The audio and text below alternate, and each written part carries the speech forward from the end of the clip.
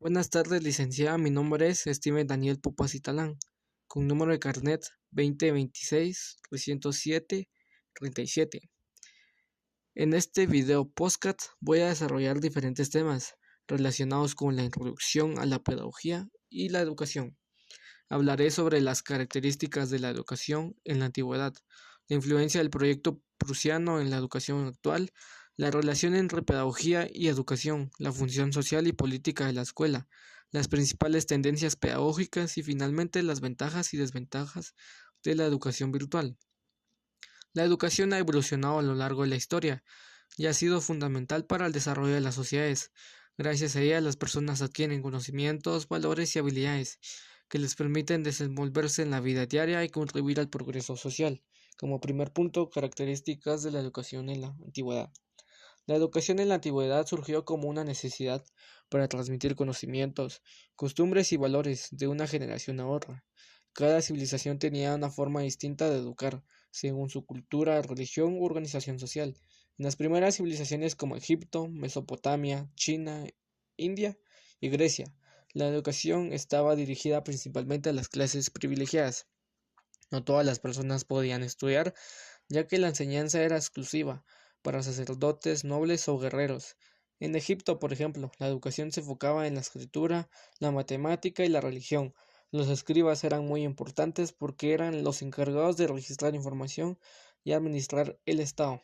En Grecia surgieron dos modelos educativos muy conocidos, Esparta y Atenas. En Esparta la educación era muy militar y disciplinada porque buscaban formar soldados fuertes y obedientes. Mientras tanto, en Atenas se promovía el arte, la filosofía y el pensamiento crítico. Uno de los filósofos más importantes fue Platón, quien afirmaba que la educación es el proceso que permite al ser humano alcanzar el desarrollo moral e intelectual. Consideraba que la educación debía formar ciudadanos justos y preparados para dirigir la sociedad.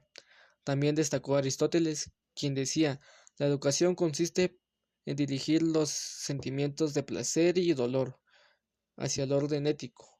Para Aristóteles, la educación debía desarrollar tanto la mente como el carácter de las personas. En Roma, la educación estaba orientada hacia la formación política y jurídica. Los jóvenes aprendían oratoria, leyes y administración para servir al imperio. Entre las principales características de la educación en la antigüedad podemos mencionar: era elitista porque solo algunas tenían acceso. Estaba relacionada con la religión y la política. Se basaba mucho en la memorización. Buscaba conservar las tradiciones culturales. La disciplina era muy estricta. Aunque la educación antigua era limitada, sentó las bases de muchos sistemas educativos actuales.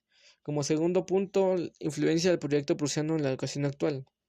El proyecto prusiano surgió en Prusia actualmente como parte de Alemania durante el siglo XVIII y XIX. Este modelo educativo fue creado por el Estado con el propósito de formar ciudadanos obedientes, disciplinados y preparados para servir al gobierno y al ejército. El sistema prusiano introdujo varias características que todavía se observan en la educación actual. Por ejemplo, horarios fijos, grados escolares, exámenes, uso de uniformes, disciplina estricta, autoridad del maestro, educación obligatoria. El objetivo principal era mantener el orden social y formar trabajadores responsables. El sociólogo Emilio Durkheim afirmaba que la educación tenía como función formar al ser social. Con esto explicaba que la educación ayudaba a transmitir normas y valores a las nuevas generaciones. Gracias al modelo prusiano se logró organizar mejor la educación pública y ampliar el acceso a la enseñanza. Sin embargo, también recibió críticas porque muchas veces limitaba la creatividad y promovía la obediencia excesiva. Actualmente algunos aspectos del sistema prusiano siguen presentes en las escuelas modernas, por ejemplo, la organización por grados, los horarios y las evaluaciones todavía forman parte del sistema educativo de muchos países. Sin embargo, hoy en día también se busca una educación más participativa, crítica y centrada en el estudiante. Como tercer punto, definición de pedagogía y educación y su relación. La educación es el proceso mediante el cual las personas adquieren conocimientos valores, habilidades y formas de comportamiento que les ayuden a desarrollarse dentro de la sociedad. La pedagogía, por otro lado, es la ciencia que estudia la educación y los métodos de enseñanza. Es decir, la pedagogía analiza cómo enseñar de manera adecuada y cómo mejorar el aprendizaje. El pedagogo brasileño Paul Freire decía: la educación no cambia el mundo, cambia a las personas que van a cambiar el mundo. Esta frase destaca la importancia de formar personas críticas y conscientes de la realidad social. La relación entre la pedagogía y la educación es muy importante porque ambas se complementan. La educación es la práctica y la pedagogía es la teoría que orienta esta práctica. Por ejemplo, un maestro utiliza la pedagogía para elegir estrategias, actividades y métodos que ayudan a estudiantes a aprender mejor. Además, la pedagogía busca comprender las necesidades de los estudiantes y adaptar la enseñanza según el contexto social y cultural. En la actualidad, la pedagogía moderna promueve una educación más humana, participativa e inclusiva. Como cuarto punto, la escuela y su función social y política. La escuela es una institución encargada de formar a las personas académicamente, social y moralmente. No solamente transmite conocimientos, sino también valores, normas y comportamientos necesarios para convivir en sociedad. La función social de la escuela consiste en preparar a los estudiantes para integrarse a la comunidad, convivir con otras personas y contribuir al desarrollo social. Por otro lado, la función política de la escuela se relaciona con la formación de ciudadanos conscientes de sus derechos y responsabilidades. El sociólogo Emilio Durkheim consideraba que la escuela ayudaba a mantener la cohesión social porque transmite valores compartidos por la sociedad. Mientras tanto, Paul Freire defendía una educación crítica y afirmaba que educar no es transferir conocimiento, sino crear las posibilidades para su producción.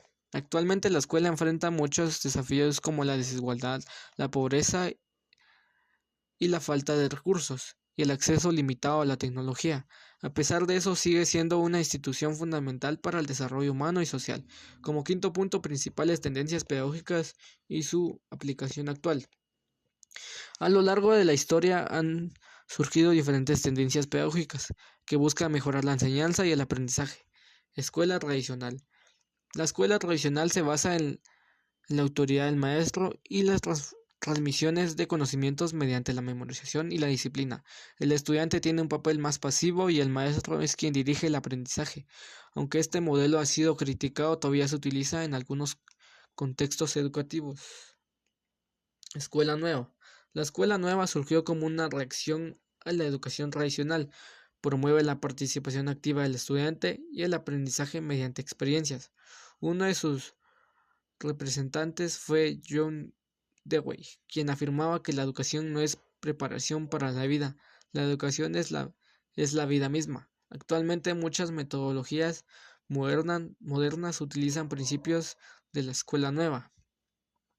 Tendencias tecnocráticas. La educación tecnocrática se enfoca en la eficiencia, la planificación y el uso de la tecnología en el proceso educativo. Busca preparar personas capacitadas para responder a las necesidades laborales y tecnológicas de la sociedad moderna. Teoría crítica. La teoría crítica busca que la educación nos ayude a cuestionar las injusticias sociales y desarrollar pensamientos críticos. Paulo Freire fue uno de los autores más importantes de esta corriente. Él criticaba la educación bancaria donde el estudiante solo recibía información sin reflexionar. Actualmente muchas instituciones buscan combinar diferentes tendencias pedagógicas para lograr un aprendizaje más completo y significativo. Como sexto punto, en la educación virtual, ventajas y desventajas. La educación virtual ha crecido mucho en los últimos años, gracias al avance de la tecnología y el Internet. Este tipo de educación permite que las personas puedan estudiar desde diferentes lugares, utilizando plataformas digitales. Entre sus ventajas podemos mencionar flexibilidad horario, acceso a información rápida, posibilidad de estudiar desde casa, uso de recursos tecnológicos, desarrollo de habilidades digitales. Sin embargo, presenta desventajas como falta de acceso al Internet en algunas comunidades, poca interacción social, distracciones en casa, dificultades tecnológicas y desmotivación en algunos estudiantes. Durante la pandemia del COVID-19, la educación virtual se volvió una herramienta fundamental para continuar con el aprendizaje. Muchos docentes y estudiantes tuvieron que adaptarse rápidamente al uso de plataformas digitales y nuevas metodologías de enseñanza. Actualmente la educación virtual continúa siendo una alternativa importante.